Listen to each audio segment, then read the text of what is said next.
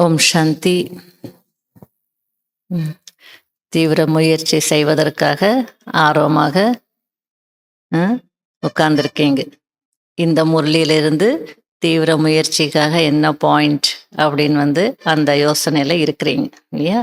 இன்னைக்கு பாபா ஏழை பணக்காரன் பற்றி நிறைய சொல்லியிருக்கிறார்.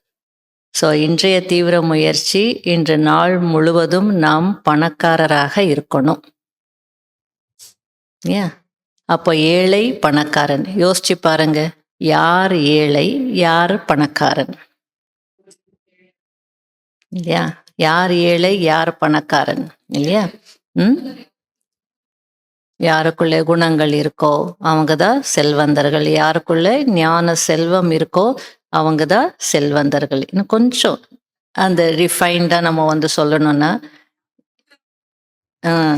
அது தாண்டி யார் கொடுக்குறாங்களோ அதையும் தாண்டி கொஞ்சம் யோசிக்கணும்.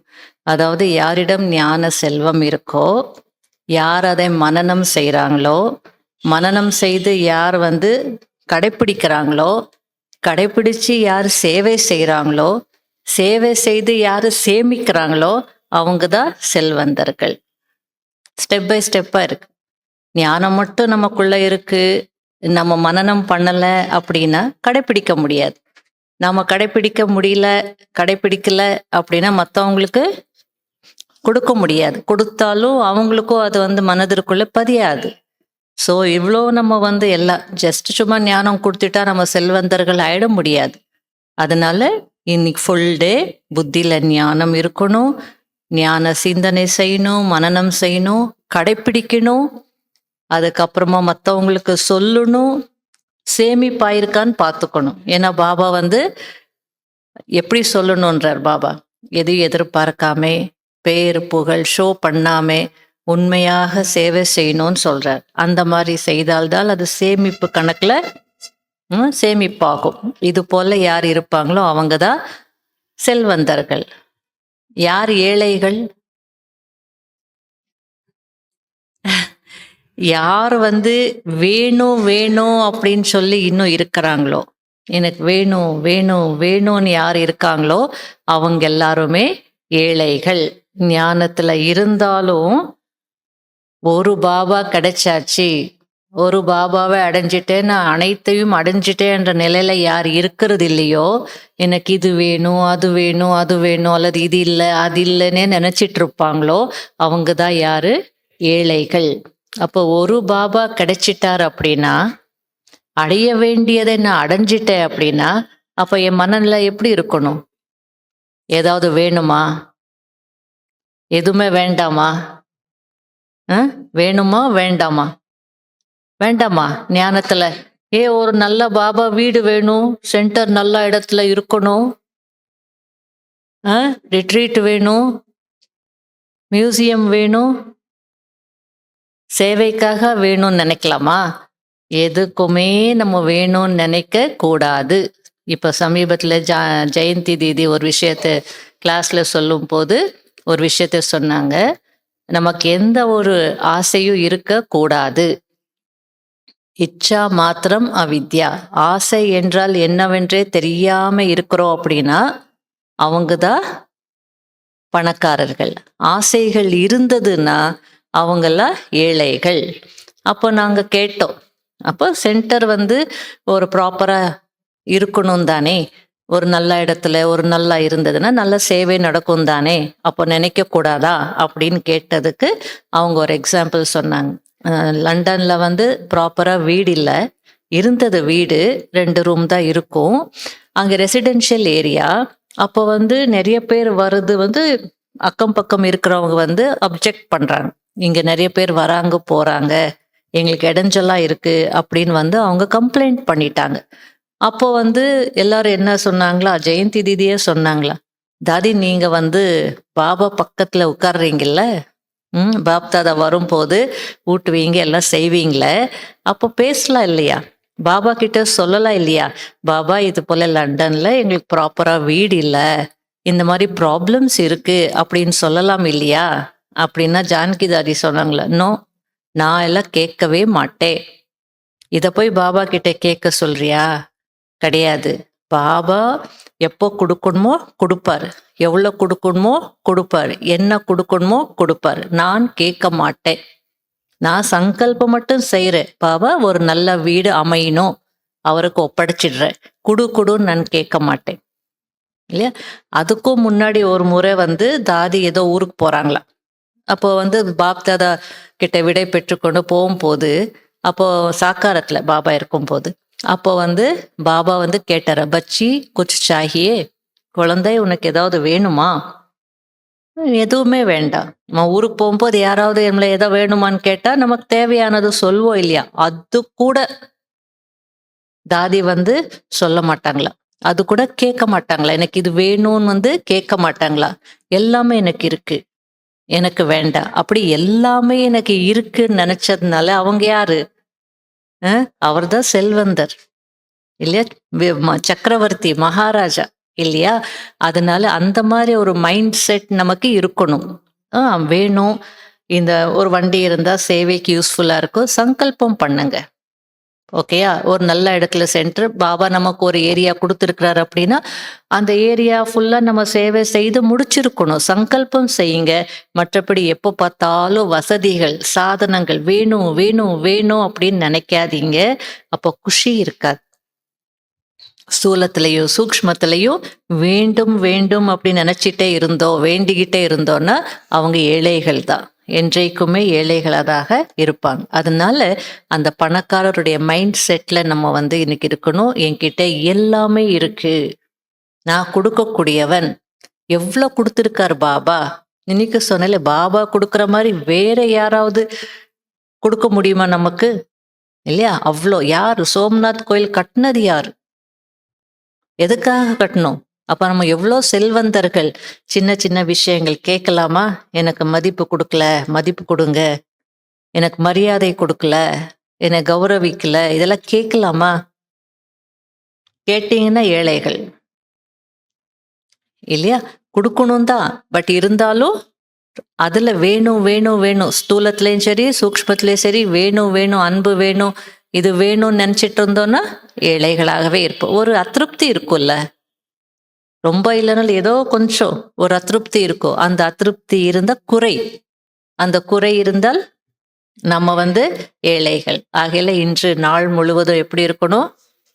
நான் பணக்காரன் இல்லையா, என்னை போன்று பணக்காரன் உலகத்துல வேற யாரும் இருக்க முடியாது. ஐ ஆம் the richest in the world அப்படின்னு அவங்க நினைக்கிறாங்க. நாம் என்ன நினைக்கணும்? ஐ ஆம் த ரிச்சஸ்ட் இன் த கல்பா.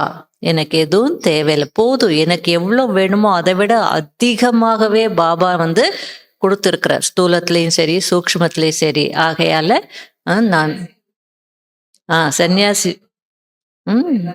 செய்ய வைக்கிறார். சன்னியாசிகள் கையில எதுவுமே இருக்காது இல்லையா. ஆகையால அந்த மாதிரி ஒரு நல்ல சந்தோஷமான மனநிலையில இருந்தால் நல்ல முயற்சி செய்யலாம். அடுத்தது பாபா ஸ்லோகன்ல என்ன சொன்னார்? கம்பைன்ட்.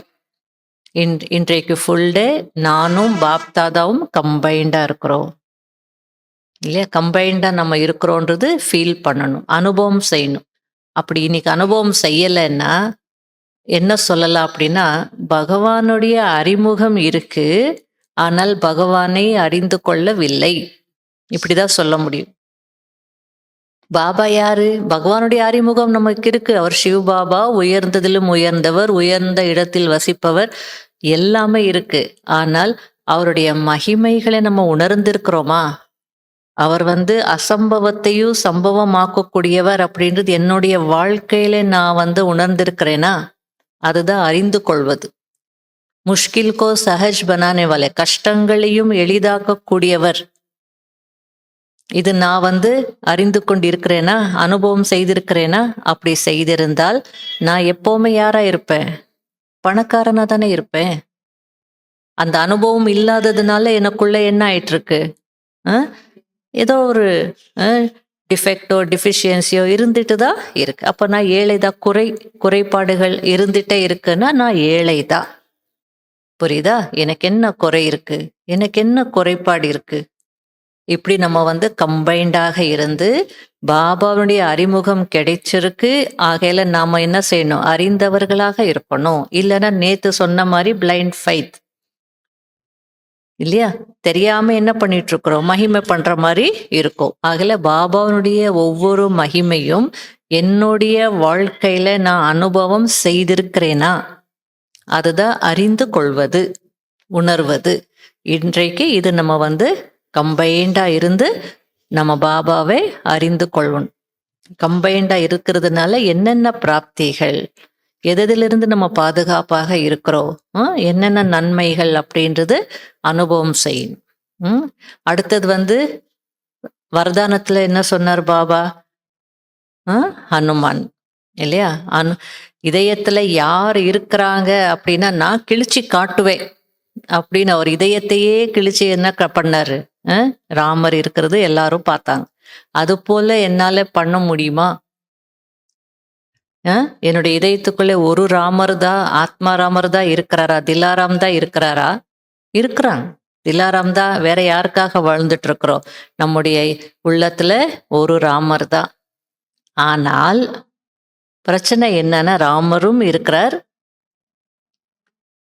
கூடவே மற்ற விஷயங்களும் இருக்கு. ஆகையில இன்றைக்கு ஃபுல் டே என்னுடைய உள்ளத்துல ஒரு ராமரை தான் அமர்த்தி வச்சிருக்கிறேனா, அல்லது மற்றவங்களுடைய சிந்தனைகள் எல்லாம் எனக்கு வருதா அப்படின்னு சொல்லி பார்த்துட்டே செக் பண்ணிட்டே இருக்குங்க. உள்ள யார் இருக்காங்க? இப்போ நமக்கு ஒரு ரூமுக்கோ ஒரு வீட்டுக்கோ காவல் உட்கார வச்சிருக்காங்க, டியூட்டி கொடுத்துருக்காங்கன்னா அடிக்கடி நம்ம கண் என்ன பண்ணிட்டு இருக்கோம்? யார் போறாங்க, யார் வராங்க, யார் உள்ள இருக்கிறாங்க, போனவங்க இன்னும் வரல, அதெல்லாம் பார்க்குறோம் இல்லை? அது போல உங்க உள்ளத்தை நீங்க கண்காணிச்சுட்டே இருங்க. என்னுடைய உள்ளத்துல யார் இருக்கிறார்? பாபா உட்கார்ந்து இருக்கிறாரா? சரி. வேற ஏதாவது விஷயங்கள் வருதுன்னா, உள்ளத்துல போய் பாருங்க, அங்க பாபா இருக்க மாட்டார். அதனாலதான் மற்ற விஷயங்கள் எல்லாம் வருது. இது போல நம்ம ஒரு சந்தோஷமாக இல்ல ரமணீகமாக என்ன பண்ணணும்? செக் பண்ணிக்கிட்டே இருக்கணும். ஓகேயா? அடுத்தது அவ்வியக்தி இஷாரால என்ன சொன்னார் பாபா? அவ்வியக்த சபிகையில இன்றைக்கு ஒருத்தர் செலக்ட் பண்ணிக்கோங்க. அவங்க பார்த்துக்கிட்டே இருங்க. அவங்களுடைய விசேஷ தன்மையை பார்த்துக்கிட்டே இருங்க. ஒரு 10வது நாள் முழுவதுல ஒரு 10வது விசேஷ தன்மைகள் எனக்கு தென்படுதா நீங்க பாருங்க. இப்படி முயற்சி செய்யாமல் என்ன பண்ண முடியாது இல்லையா? அந்த ஒற்றுமையை காக்க முடியாது. ப்ராக்டிக்கலி நான் செய்கிறேன். யாராவது ரொம்ப தொந்தரவு பண்ணுறாங்க நம்ம ஃபேமிலியில், சும்மா டிஸ்டர்ப் ஆகுது, செய்ய சொல்லியிருப்போம், அதை செய்திருக்க மாட்டாங்க, இல்லை சரியாக செய்ய மாட்டாங்க. அப்போ நமக்கெல்லாம் கொஞ்சம் வந்து இன்னும் இப்படி சேவைக்காகுதா, பர்சனலி எதுவும் இல்லை. அப்படி வரும்போது அந்த எண்ணங்கள் வருது அப்படின்னால வரலன்னு சொல்ல முடியாது. அந்த வண்ணங்கள் இப்படி பண்றாங்களேன்னு வரும்போதே அவங்க என்னென்ன நல்லது செய்திருக்காங்களோ, விசேஷ தன்மைகள் என்னென்ன இருக்கோ உடனே அதை எமர்ஜ் பண்ணுவேன். அப்போ அவங்க மீது அந்த ஒரு பாவனைகள் வந்து குறைஞ்சிடும். ஆகையில விசேஷ தன்மைகள் நீ எல்லாரும் நோட் பண்ணணும்னு அவசியம் இல்லை. யார் உங்க கூட இருக்காங்களோ இன்னைக்கு டியூட்டியில, அவங்களுடைய விசேஷ தன்மைகள் என்ன பண்ணணும்? ஒருத்தருதுன்னா பார்க்கலாம், எல்லாரும் பார்த்துட்டு இருந்தா சில நேரத்தில் அதுவும் போர் அடிக்கும். அதனால இவங்க என்ன செய்யறாங்க, எப்படி செய்யறாங்க, இவங்க விசேஷ தன்மை என்ன அப்படின்னா, சில நேரத்துல சொல்றோம் இல்லையா? இப்போ நம்ம வந்து கிளாஸ் ப்ரோக்ராம்ஸ் எல்லாம் நடத்தும் போது புதுசா வராங்க அப்படின்னா, அவங்க வந்து ஐஸ் பிரேக்கிங் பண்ணும் போது எல்லாரும் கலந்து அவங்களுக்குள்ள ஃப்ரீனஸ் வரணும்னா நம்ம என்ன சொல்றோம் அப்படின்னா, யார் உங்களுக்கு தெரியாதோ அவங்களோடு இருங்க, போய் நில்லுங்க அப்படின்னு சொல்லுவோம். அப்போ என்ன ஆகுதுன்னா, ஒரே இயக்கத்துலேருந்து வந்திருக்காங்க, ஒரே ஸ்கூல்லேருந்து, ஒரே காலேஜ்லேருந்து வந்திருக்காங்கன்னா, அப்போ எல்லாருக்கும் தெரிஞ்சவங்க தானே. அப்போ இப்படி பார்ப்பாங்க, நாங்கள் எல்லாருமே தெரிஞ்சவங்க தான். இன்னும் தெரிஞ்சுக்கோங்க சரியாக, இல்லையா? ஒரே ஸ்கூல் தான், இல்லை ஒரே இடத்துல வேலை செய்கிறவங்க தான். பேர் தெரியும், ஊர் தெரியும், அவ என்ன பதவின்றது தெரியும். டீட்டெயில்ஸ் தெரியுமா? விசேஷ தன்மைகள் தெரியுமா? அப்போ அவங்கள நாங்கள் வந்து ஒவ்வொருத்தருடைய ஸ்பெஷாலிட்டியை நீங்கள் வந்து பேசிக்கோங்க அப்படின்னு சொல்லுவோம். நல்லா நடந்த விஷயங்கள், உண்மையான சம்பவங்கள் ஷேர் பண்ணிக்கோங்கன்னு சொல்லுவாங்க. அப்புறம் ஃபீட்பேக்கில் என்ன சொல்லுவாங்க தெரியுமா? ஒரே இடத்துல நாங்கள் வேலை செய்துட்டு இருந்தோம், ஆனால் அவங்கள பற்றி இப்போதான் நாங்கள் தெரிஞ்சுக்கிட்டோம். அதான் சொன்னேன், அறிமுகம் இருக்கு, ஆனால் அறிந்து கொள்ளவில்லை. அந்த நிலை இருக்க கூடாது. ஆகையில ஒவ்வொருத்தருடைய அந்த விசேஷ தன்மை, அதுலேயும் உங்க கூட யார் இருக்காங்களோ, லௌகீகமோ அலௌகீகமோ, அவங்களுடைய விசேஷ தன்மை முழுமையாக புரிஞ்சுக்கிட்டோம் அப்படின்னா நமக்கு எந்த விதமான முயற்சியில தடை எதுவுமே ஏற்படாது. அப்போதான் தீவிர முயற்சி செய்ய முடியும். ஓகேங்களா? ஆகையால என்னென்ன பணக்காரனா இருக்கணும், கம்பைண்டா இருக்கணும், இச்சா மாத்திரம் அவித்யாவாக இருக்கணும், இதயத்துல உள்ளத்துல ஒரு ராமரை மட்டும்தான் அமர்த்தி வச்சிருக்கணும். அப்படின்னா ஒரு ராமருடைய நினைவுல தான் இருக்கணும். அப்படியும் நினைக்க வேணாம், என்னோட இதயத்துல ராமர் இருக்கிறாரா, சிவபாபா இருக்கிறாரா, அதை பார்த்துக்கிட்டே இருங்க உள்ளத்துல. அதுக்கு அடுத்தது விசேஷ தன்மைகளை நான் பார்க்கறேனா அப்படின்னு பார்த்துட்டே இருங்க. ஓம் சாந்தி.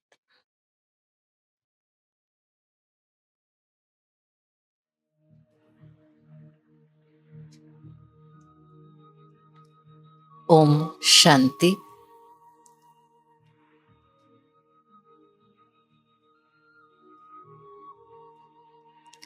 நான் ஞான செல்வம் நிறைந்த செல்வந்த ஆத்மா.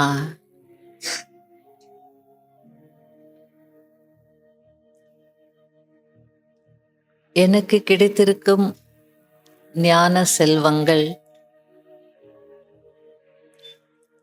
வேறு யாரிடமும் இல்லை.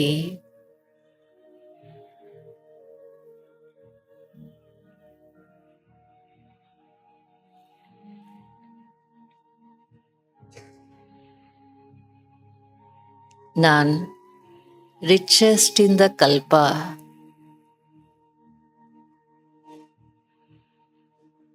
அடைய வேண்டியதை அடைந்து விட்டேன். இனி அடைவதற்கு எதுவும் இல்லை.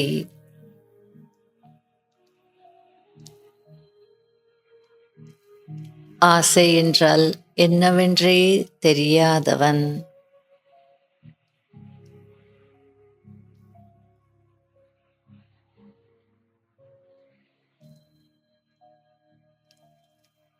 உடல் ஆத்மா எப்படி கம்பைண்டாக இருக்கிறதோ அதுபோல் நானும் பாபாவும் கம்பைண்டாக இருக்கிறோம்.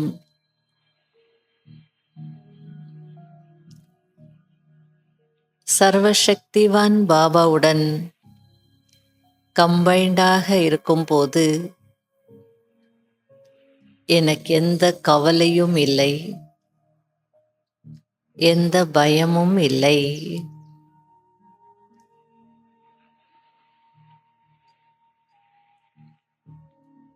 நான் கவலையற்ற சக்கரவர்த்தி.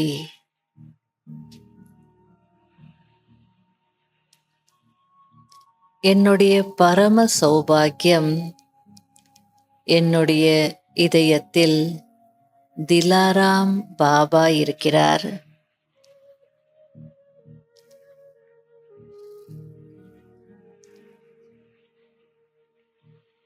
பகவான் எங்கு இருக்கிறார் என்று யாராவது கேட்டால் என்னுடைய உள்ளத்தில் இருக்கிறார் என்று பெருமிதத்துடன் சொல்லக்கூடிய ஆத்மாவாக இருக்கின்றேன்.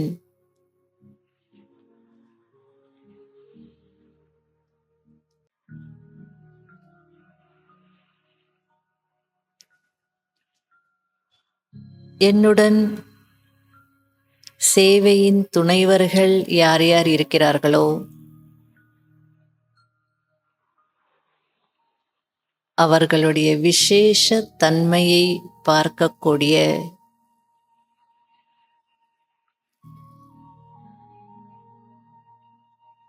விசேஷ ஆத்மாவாக இருக்கின்றேன்.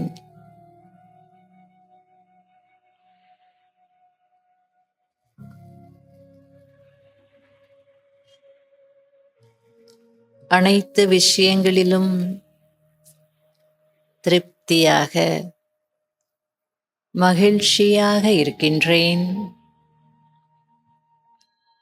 என்னை போன்ற செல்வந்தன் இந்த உலகத்திலேயே யாரும் இருக்க முடியாது.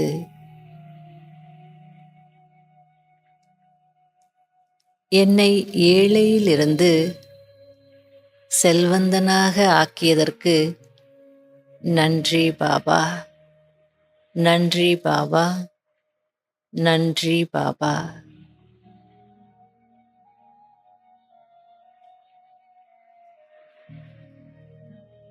யாசித்துக் கொண்டிருந்த என்னை இளவரசனாக ஆக்கிய பாபாவிற்கு நன்றி, நன்றி, நன்றி.